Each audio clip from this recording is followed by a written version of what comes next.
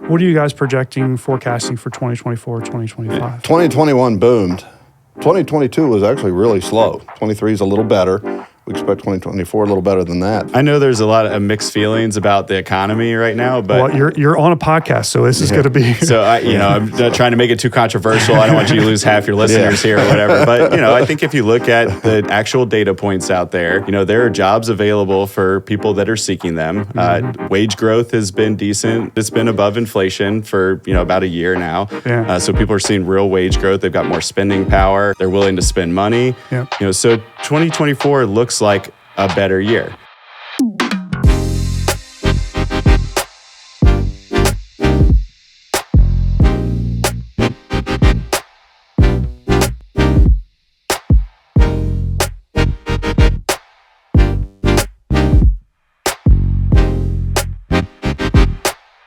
All right, welcome back to the Realty FC podcast. I'm Chris, your host, and today I gave Michelle the day off. Michelle's our co-host. We're the brokers here at Realty FC. And today I have some pretty awesome guests from American Woodmark. I have Porter Thompson and Chris Craig. Porter, why don't you go ahead and introduce yourself? Tell us a little bit about yourself. I'm Porter Thompson. I live here in the Winchester area. Joined American Woodmark about 7 years ago. I'm currently a director of operations project management. It's kind of a mouthful, but I spent my first about 7 years until the last 2 months in the marketing organization. Okay. Great. And Chris, how about yourself? Yeah, Chris Craig. I work in our new construction channel. So I lead the marketing efforts in that channel, selling to large production builders all across the country where the houses are built. Yeah, well, this is a real estate podcast, so I'm excited to talk about that. But let's talk about American Woodmark. Any of you guys go ahead and jump in and tell me a little bit of what is American Woodmark? Yeah, so Chris has got all the history, so he can tell you, where all the skeletons are buried. At the organization. We don't need to get into that. but I can give you a decent overview. Okay. So the company is a little over 40 years old. It was founded out of a leverage buyout from a bigger company, Boise Cascade, who did a lot of wood product. Conglomerate. The president of the division at the time spun the company out, and they've been making cabinets independently ever since then. We've got a variety of brands. We sell them to Home Depot and Lowe's, and so you can find them on the shelf or through the special order department. We sell them to home builders. Chris can talk a lot more about that all around the country. And we sell them to independent specialty retailers who do kitchen and bath work, in your local community. So think of it like your mom and pop shop, around the corner that you might pop in off the corner. Okay. We got 17 or 18 manufacturing locations now around the country, a few in Mexico. We've got almost 10,000 employees at the company, but our corporate headquarters are here in Winchester, where we've got about 300 corporate personnel who lead teams or do corporate functions like us, like the marketing and the project management organizations. Yeah, no, that's awesome. And so, what about how does American Woodmark fit into your realm of? I know you do new construction. Does that lead into how real estate, the industry trends are happening right now? Do you see a slowdown, or do you see things picking up? Yeah, definitely tied. As soon as we saw the interest rates, 6% was kind of the line. The breaking point. That was the line where folks started to rethink and whether they're going to make that purchase or not. Yeah. And with the higher interest rates and with the inflation we've been fighting, it's definitely slowed things down. Now, not fallen off a cliff like it did back in the Great Recession of 2008, where our orders went literally like overnight in half. Yep, been there. So we're kind of hanging in there. All in all, things are slow. A little bit of optimism this year, and the reality is we've been underbuilding houses across the country for a number of years now. Actually, coming out of the Great Recession, all that capacity went away. Folks went and worked in other industries, and we still have not caught back up to building enough houses to replace the ones that the ones that are old and kind of that replenishment cycle. So okay, yeah. So I bought my cabinets from Lowe's, and it was a product of American Woodmark. And I have to say, and I think I told you this, I was going through the process, I was able to go online and track when it was coming and so forth. Because when I built my house about 2 years ago, it was crazy. Right? Oh boy, you did it a good time. Yeah. Well, I don't know. Is everything was yeah, it's done. Is it done yet? Yeah, it's done. Exactly. But that was a really cool feature, and I just want to give a shout out about that, being able to go in and see where the product is, because the inventory with everything, all the products were just always getting delayed, and we dealt with that with our new construction. Are you guys still seeing that problem? Yeah, our supply chains have healed tremendously.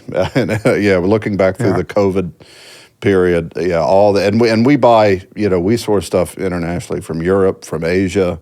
So we were really impacted. And I think a lot of the companies, the leaner you were going into COVID, the more it hurt you, and most of these companies, including us, we've been trying to lean up for decades now, not carry a bunch of inventory. And then when that hit and you couldn't get inventory, it was fun. But we kind of look at it as, we had to be flexible during that. We had to kind of engineer things on the fly and try to come up with solutions. We did some substitutions with customers even, which in today's world is like, I want what I bought. But when COVID hit, it was, if you can get me cabinets, I'll take them. You can wait 6 months, or you can take what we got for you now. You guys are also, you deal with other issues, just like, when I building my house, we're dealing with a lot of contractors that were getting COVID, right? Yeah. So I imagine you probably had, employees that were, calling out and coming off the assembly line and not being able to, make the cabinets as fast as you probably wanted them. Yeah, no one cares if we get sick in marketing, but when you can't ship cabinets that day because, a third of your workforce is calling out, it becomes real problematic. So labor was a real issue with it, not illness, but also just opportunities. The labor market was kind of crazy. Yeah. It wasn't just supply chains. There were businesses, this huge boom for goods, right? Lots of things, people buying kayaks and bicycles and stuff. And so if you worked in manufacturing and had a little bit of skill, you had lots of job opportunities. So people were checking out the market. And so, keeping people there gluing wood together so that we could send doors and frames and, boxes out the door. It was a challenge. Yeah. And I guess you also have to deal with, the cargo ships that come over. Yeah, we dealt with the freights that went up to, crazy amounts per container and that kind of stuff too. And the ports got jammed up as well too, because the workers, there were some labor issues there and COVID hit there as well too. So we had actually stuff where it's like, well, we've got the product, it's just parked, Yeah, they would show us the map of the container ship. It would be sitting, waiting in line off the coast of LA, waiting to come into port. They couldn't unload. They're just, 2 weeks later, it's still there. Yeah, they're just anchored, waiting. Yeah, man. So you guys, you're not only dealing with like local impacts, but global impacts, right? It could affect. So it's been, coming off of COVID when things were really backed up and labor was sometimes hard to come across. The slowdown probably hasn't been. It's probably a nice break. It's a breather. It's a breather. Yeah, it's a breather. Yeah. So you mentioned 6% interest kind of being the breaking point. I agree with that 100% from our industry, the real estate industry, that I think once we start seeing signs of it coming down and once we break that 6% interest rate, I think you're going to see things, I don't want to say go crazy again, but I think the comfort level is going to come out and everyone's... Yeah, because, at the root of all of this, affordability is a problem and will remain a problem. So we as an organization, we've really tried to focus on that aspect that, home affordability is going to be an issue. We need more entry-level homes for first-time home buyers. They're the ones that are really struggling. If you're, Absolutely. And there's just not enough houses, townhomes to get those folks into own places right now. So your millennials, they're frustrated that home prices are at all-time highs. Yeah, and with interest rates being that way as well, and the lending standards coming out of the Great Recession tightened up. I bought my first home actually right here in Stephen City in 2006. Before the whole thing, and I didn't have to put a single dollar down on it. They really tightened that stuff up. Yeah. Oh. Yeah. Talking a little bit about that, I know new home construction is buying down interest rates, getting it down below the 6%, and that's why you're still seeing, quite a bit of activity in the new construction realm, which you're probably seeing now. I have to ask, I know what trends I'm seeing from my end. what trends are you guys seeing from your perspective? Are you starting to see anything for, let's say, 2024 compared to 2023 so far? Well, I'll relate it to your business in real estate. Is, okay, good. Normally during normalized times, I think that's out the door anymore. But yeah. New construction sales will be like 15% of overall homes sold. That has ballooned up to like 30% because what you've got as well is you've got a lot of people that have got interest rates down, under 5%.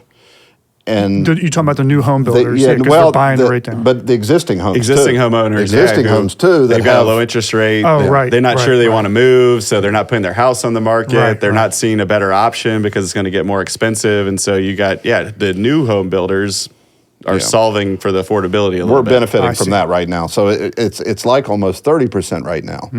I think I saw a stat the other day that existing home sales, are like at lows not seen since like 95. I saw that same thing. So the builders are stepping up to try to get, this is a supply problem in the market, which is it's tough, right? If nobody wants to sell their house, there's no inventory. Inventories are at really low levels. They're not what they need to be normally. And everybody, it kind of just is this reinforcing cycle of nobody wants to move. That means no houses are for sale. And the builders, they can build what they can, but there's only so much of it out there. So as a building products manufacturer, American Woodmark, it's publicly traded. I mean, if you want to check out the financials, you can hit americanwoodmark.com and, see how the company's doing. But, we're about a $2 billion company, but it's split.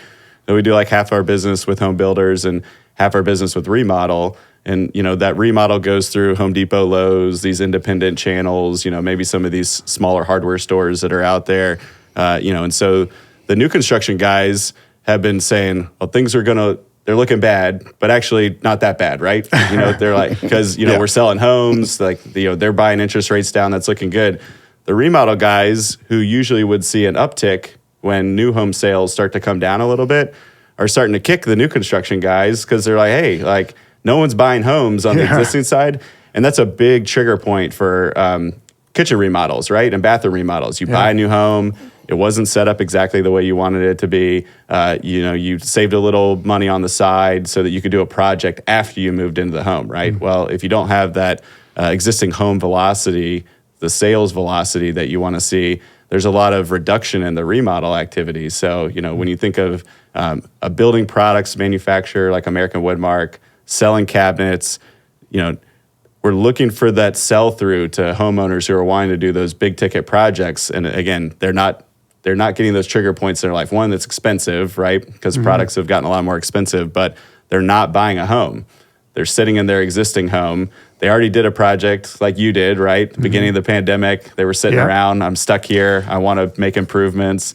So the people who did the projects, they like how their house looks. They're good to go. Start saving money for the next project.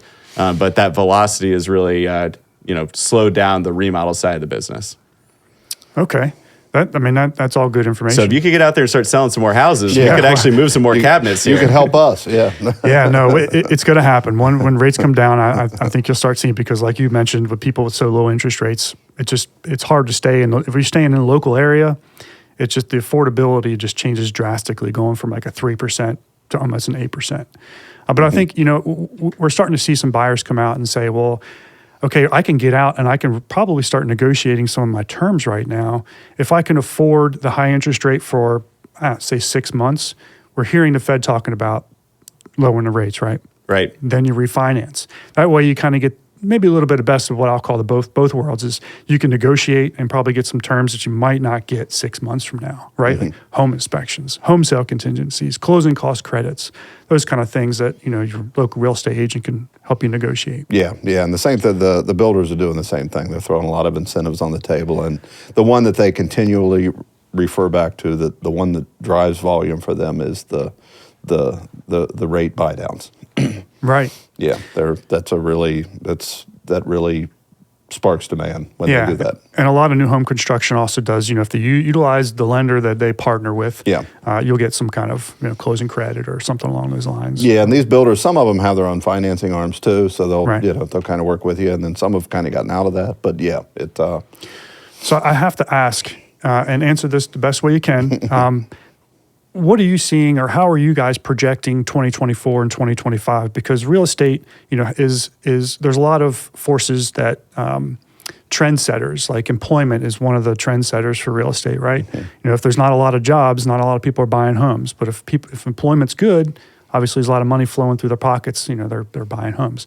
What are you guys projecting, forecasting for 2024, 2025? I know there's a lot of mixed feelings about the economy right now, but you're on a podcast, so this is going to be. So I'm not trying to make it too controversial. I don't want you to lose half your listeners here or whatever. But I think if you look at the actual data points out there, the labor market's pretty good. Yeah. There are jobs available for people that are seeking them. Wage growth has been decent. It's been. It was below inflation for a little while, and I think that got people a little bit more grumpy about, how the economy was doing. But it's been above inflation for, about a year now. Yeah. So people are seeing real wage growth. They've got more spending power. It's hard to swallow higher prices when you know what it's been in the past.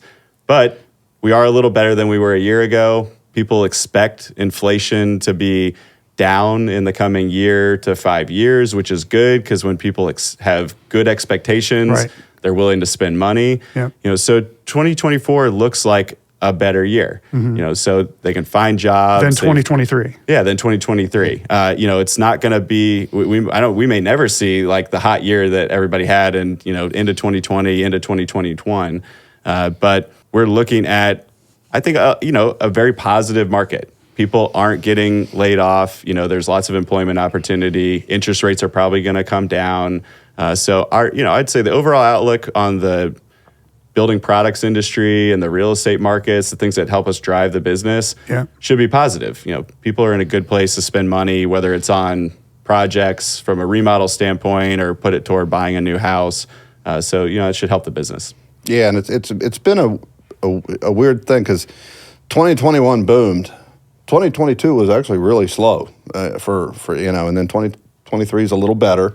We expect 2024 a little better than that, but we didn't feel it internally in 2022 so bad because we were digging out still. We had literally. That's true. You had all these backlogs. We had all these backlogs. Yeah, we had this backlog that was just. I've never seen it. I've never seen it in the 25 years I've been doing this, and so we were kind of like digging out in 2022, but if you'd look forward, you were like, wow, this is really slow. And it really slowed a good bit there. Came back a little bit last year, and then, we expect a little bit of improvement on that this year, especially if the Fed would act and loosen policy up a little bit. There's some other signs too, so the home inventory is probably the one that would concern me. People still aren't putting their homes up for sale. But in terms of selling products, which is what we do, right? There's higher foot traffic, a little bit better foot traffic into the retail environment, so that's helpful. The financing on big projects is becoming a little better, so the sell-through, the demand's coming up a little bit. People are, thinking ahead of winter, right? They're not out of winter yet, but mentally they're starting to think about warmer weather and doing things that beautify their home, improve their lifestyle. So they're willing to invest in that. They've put their Christmas bills behind them, right? So they're starting to think still working on that. Yeah, right.